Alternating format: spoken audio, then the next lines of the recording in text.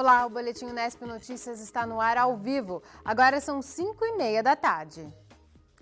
O Ministério Público Federal ajuizou a ação por improbidade administrativa contra 5 dentistas da Associação Hospitalar de Bauru.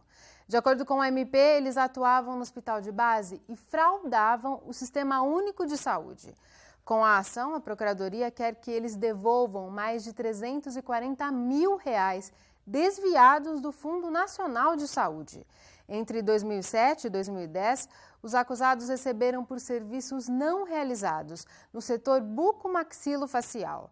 Procedimentos de média e alta complexidade foram registrados em duplicidade e pagos indevidamente. A ação é consequência da Operação Odontoma, iniciada em 2009 pela Polícia Federal. Nessa mesma operação, foi identificado um outro dentista que também fraudava documentos e conseguiu receber R$537 mil. Mudança nas ruas de Bauru. A coleta de lixo, que antes era a responsabilidade da Secretaria do Meio Ambiente, será agora uma das atribuições da Endurbe. Na casa desta professora, separar o lixo fazia parte da rotina. Há pelo menos 2 meses, a coleta seletiva deixou de passar regularmente no bairro onde ela mora e separar esse material virou trabalho desperdiçado. Eu agora tenho separado somente aquele material que realmente é limpo, que eu não preciso de usar água, recurso natural, para poder separar esse material. Então, caixinha de leite, que antes eu abria, lavava, agora vai direto para o lixo. Primeiro, porque não está passando mais com a regularidade que passava. Então, eu fico com esse material guardado, né? Cheguei a guardar muito material. E depois, eu não tenho mais a certeza de que esse material realmente está indo para a usina, se ele não está indo direto para o aterro. Atualmente, a coleta seletiva é feita apenas parcialmente em Bauru, porque a Secretaria de Meio Ambiente, que era responsável pelo serviço, não dispõe do número ideal de funcionários para atender toda a cidade. Isso acontece porque o cargo de coletor foi extinto do organograma da pasta. A Secretaria dispõe de 13 coletores e o volume de material recolhido aumentou. Nos últimos 5 anos, passou de 80 para 200 toneladas por mês. 3 caminhões transitam pela cidade. Para tentar resolver o problema, a coleta seletiva foi transferida para a Endurbe. A empresa vai fazer um diagnóstico dos problemas e promover mudanças não só na coleta feita nas ruas, como também na recepção desses materiais. A coleta seletiva vai seguir para um novo modelo na cidade de Bauru. A gente está assumindo ela agora, um trabalho em conjunto com a SEMA. O volume de lixo, resíduos secos na cidade de Bauru aumentou muito, como em todas as outras cidades do Brasil, e a gente precisa dotar de infraestrutura cooperativa que recebe esses produtos. Com o quê? Esteiras para processar mais rápido, uma área de embarque, uma área de desembarque, equipamentos de logística dentro da área, como carrinhos, como uma mini carregadeira. Então, esse é o trabalho que a Endurbe, em parceria com a cooperativa, vai aprimorar dentro da área para ter uma capacidade de produção maior. Além de investimentos e de mudanças estruturais, o presidente ainda aponta outro problema. A população não sabe o que pode ou não ser reciclado. A gente vai também trabalhar com a coleta. Como assim? Uma educação ambiental junto aos munícipes, em conjunto, a gente vai trabalhar e mostrar o que pode ser reciclado na cidade de Bauru, que tem processamento, que é possível processar. Então, isso vai ser um trabalho de educação ambiental bem detalhado, em casa a casa, condomínios, junto com administradores de condomínios, empresas, para mostrar realmente o que podemos processar na cidade de Bauru na cooperativa. Consequentemente, a cooperativa processando mais cooperados vão ter interesse, o volume de pessoas trabalhando vai aumentar e eu consigo processar mais lixo. Enquanto o serviço não é prestado da forma ideal, a Alessandra continua acreditando que a educação é uma das formas mais importantes de ajudar a cuidar do meio ambiente. Ainda mais para quem tem filhos pequenos em casa. Tem que separar o lixo orgânico e o lixo reciclável. Unicamente isso. O que você conhece como lixo reciclável que dá para separar? É o que é limpo.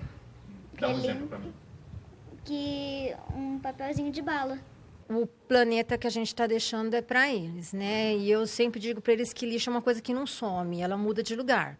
Então, se hoje está aqui na minha casa, não é porque eu coloquei lá no saco lá fora que ele vai desaparecer. Ele vai para um outro lugar, vai virar uma outra coisa, e mesmo que ele vá para o aterro, ele não desaparece. Se o meu exemplo não os educar, né, dificilmente outros meios farão, né? Olha, a gente torce para que o serviço melhore. Se a coleta for mais eficiente, mais bauruenses com certeza vão seguir o exemplo da Alessandra. E o assunto agora é vestibular. Desde domingo, 15 mil estudantes de todo o país fazem a segunda fase do vestibular da Unicamp. Além de Bauru, outras 17 cidades recebem as provas. Em Bauru, os cerca de 400 candidatos foram recebidos com chuva no último dia de provas da Unicamp. Nesta fase, os convocados já fizeram exames de português, matemática, ciências humanas, artes e inglês. Hoje foi a vez de responderem às questões de ciências da natureza. Neste vestibular, os estudantes concorrem a 3.444 vagas para 68 cursos de graduação da Unicamp e 2 da Faculdade Pública de Medicina de São José do Rio Preto. O gabarito deve ser divulgado ainda nesta semana. A lista com os aprovados sai no dia 4 de fevereiro. Os alunos deverão fazer uma matrícula entre os dias 5 e 6 de fevereiro pela internet. Quem não fizer, perde o direito à vaga. Mais informações no site da Comissão Permanente para os Vestibulares. A Secretaria da Fazenda cassou a inscrição estadual de cerca de 10 mil contribuintes do Imposto sobre Circulação de Mercadorias e Serviços, o ICMS. Em Bauru, 289 nomes constam na lista. A Secretaria da Fazenda caça as inscrições pela falta de entrega de documentação. Devem fazer o cadastro estadual pessoas físicas ou jurídicas que trabalham em algum dos ramos de atividades cobertas pelo imposto. Quem quiser restabelecer a inscrição tem até o início da semana que vem para procurar o posto fiscal onde tem vinculação. A lista com os nomes cassados pode ser vista no site pfe.fazenda.sp.gov.br. A gente fala agora do tempo e essa chuva deve durar até amanhã, pelo menos. Chove em todo o estado de São Paulo. Em algumas cidades, como Botucatu, a chuva é forte. A previsão é de que a quarta-feira ainda seja chuvosa para os paulistas. Em Bauru, a chuva vai continuar a cair sem aviso até amanhã. A umidade do ar é bem alta, de 77%. Os ventos sopram fracos, a apenas 5 km por hora. Hoje fez 25 graus no horário mais quente do dia. Amanhã a temperatura pode subir para 30 em Bauru e em Piratininga. Em Agudos, os termômetros ficam em 28 graus.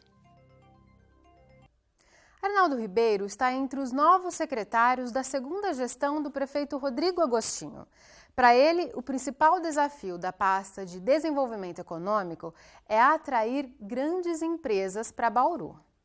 Bauru tem essa coisa nata de ser o polo, de ser centro, ele está muito bem localizado. E a questão de atrair grandes empresas, eu tenho um conceito que é o seguinte: nós precisamos despertar o interesse para que essas grandes empresas se instalem aqui. Através do quê? Dar espaço, isenção, para que elas se sintam à vontade para se instalar aqui. É uma missão difícil, mas se não fizer isso, não teremos condição de atrair essas grandes empresas. O prefeito determinou que a gente se empenhasse na finalização disso. A área dele seria ali atrás do Meridota. O perfil, a configuração desse distrito novo é o quê? Para os pequenos e médios, onde você consegue oficializar e resgatar os valores que você tem na sua cidade. Então, nesse primeiro semestre, vai ser entregue. É um programa do Estado que chama EI, tá? Que é o quê? É o microempreendedor individual.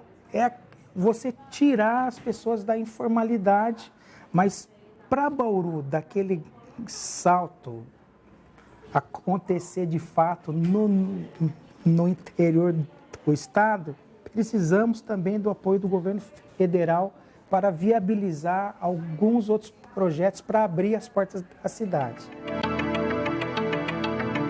Estamos trabalhando num projeto de revitalização do calçadão. No projeto original estaria em torno de 1 milhão.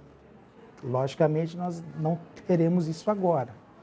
Estamos iniciando, a semana que vem estarei em São Paulo para consolidar esse trabalho. Quem mora em Marília, Jaú, acha uma coisa legal falar que comprou em Bauru. Então, isso é muito forte para a gente.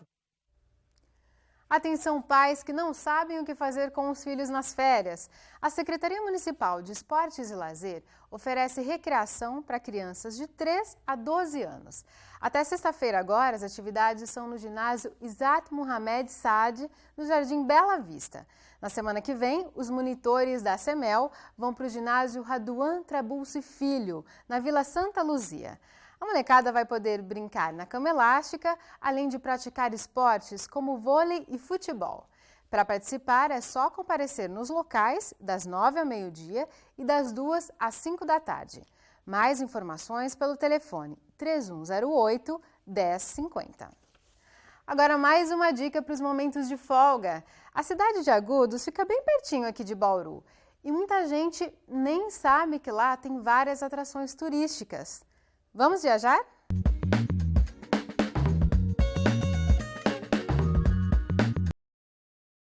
O coreto remonta aos anos de música na praça e dos discursos públicos, e a Igreja Matriz indica a vocação católica que acompanha a maior parte da história das cidades do interior de São Paulo. Agudos, que fica a 10 quilômetros de Bauru, tem 40 mil habitantes e mais de 100 anos de história, e uma grande parte dela está ligada à fé.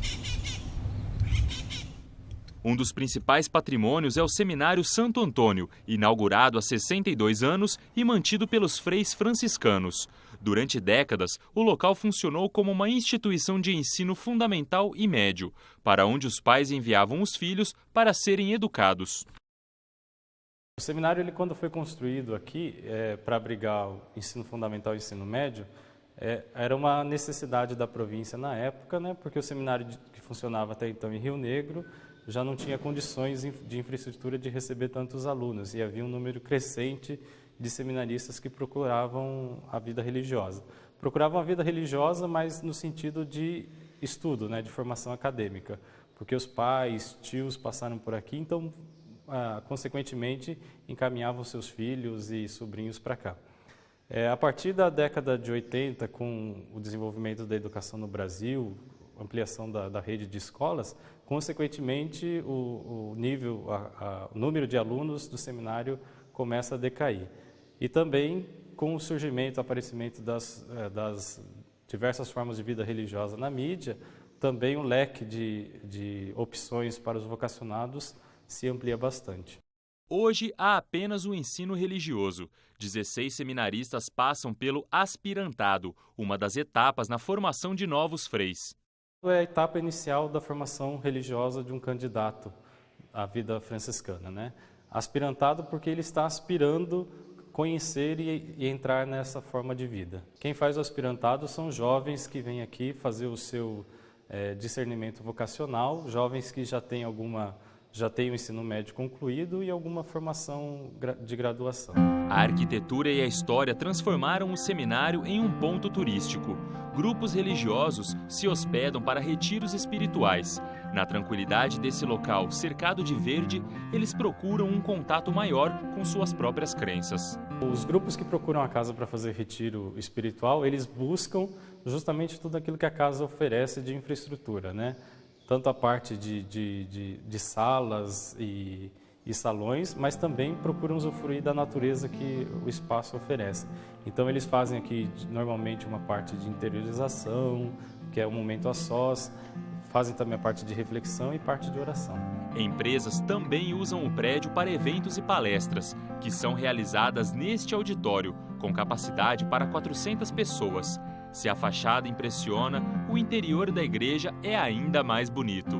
O teto atrai os olhares para a arquitetura neoclássica. presente também no topo das colunas. No chão, a opulência de uma era em que o mármore Carrara era a pedra usada para construir monumentos religiosos. No mezanino do santuário, o maior órgão de tubos do interior paulista, com 2.062 canos, afinado, mas usado apenas em algumas ocasiões especiais.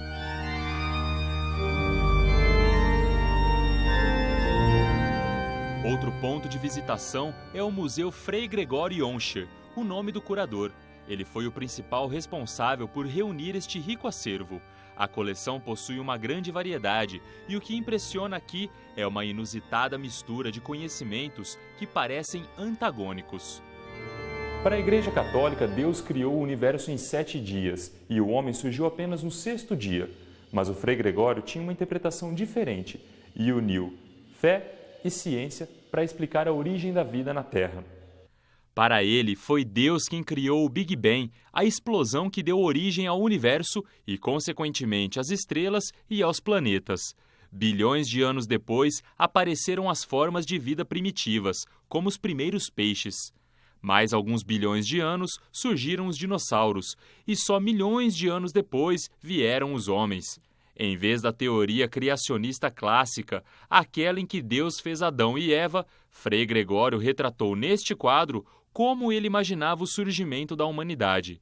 Em vez de 7 dias, Deus levou 1 ano inteiro para construir o universo, e os seres humanos apareceram apenas nas 2 últimas horas.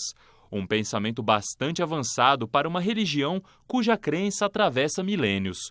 Por isso, o museu guarda uma variedade tão grande de peças que vão desde minérios que teriam surgido há bilhões de anos até algumas das invenções humanas mais recentes, como aquelas que levaram o homem à Lua no final dos anos 60. No entanto, ninguém sabe por que o Frei pensava dessa forma. Ele não deixou registros sobre os motivos que o levaram a formular essa versão. O que ficou foi uma forma diferente de unir a teoria evolutiva darwinista com o criacionismo da Igreja Católica. Para contar essa rica história, o seminário montou uma sala de exposição que reúne peças desde quando o local ainda era uma fazenda até os cartazes de espetáculos que já passaram pelo palco do auditório. A entrada custa R$ 3 e a visitação pode ser feita no 2º domingo de cada mês, das 2 às 5 da tarde. E quem passa por aqui ainda pode levar uma lembrança da lojinha, que também vende o mel produzido pelos próprios freis. Além da fé, a história de Agudos também está ligada aos tempos áureos do café, cuja produção era escoada de trem até o litoral. A estrada de ferro ainda está ali, atrás da estação Sorocabana. Memórias arquitetônicas do começo do século passado, que também podem ser vistas no prédio da prefeitura e nesta esquina, onde funcionava o grupo escolar, uma das primeiras instituições de ensino formal da região. Para aguentar essa maratona de visitas, um almoço reforçado para garantir energia. O Vila de São Francisco é um restaurante tipicamente rural. Até a galinha d'Angola passeia na porta dele. Os visitantes comem à vontade das 11 da manhã às 5 da tarde. Enquanto os pais almoçam, os filhos se divertem. No cardápio, comida mineira, com bastante tempero para dar água na boca. O lugar ele já pedia uma comida mineira, né? Um lugar mais descontraído, né? E pela preferência também da família, né? Todo mundo gostava muito da comida mineira. Na época não tinha nada nesse sentido, né? Então a gente partiu logo para a comida mineira, depois em seguida colocamos o churrasco também, né? Como um segundo atrativo. Quer dizer, foi um nicho de mercado que vocês procuraram explorar? Sim, nós vimos que faltava isso na região, né? E como a gente já tinha um lugar que fazíamos locação, a gente entrou também com o restaurante. De barriga cheia, fica mais gostoso avaliar o restaurante. Primeira vez que estou vindo aqui, mas por enquanto tá muito bom. Adorando. Muito ótima a comida aqui, viu? Perfeito. Vai bem, né, rapaz? Para carregar a bateria para a próxima semana. Uma rica história preservada na arquitetura e na gastronomia e que pode ser vista de perto por quem passa por Agudos.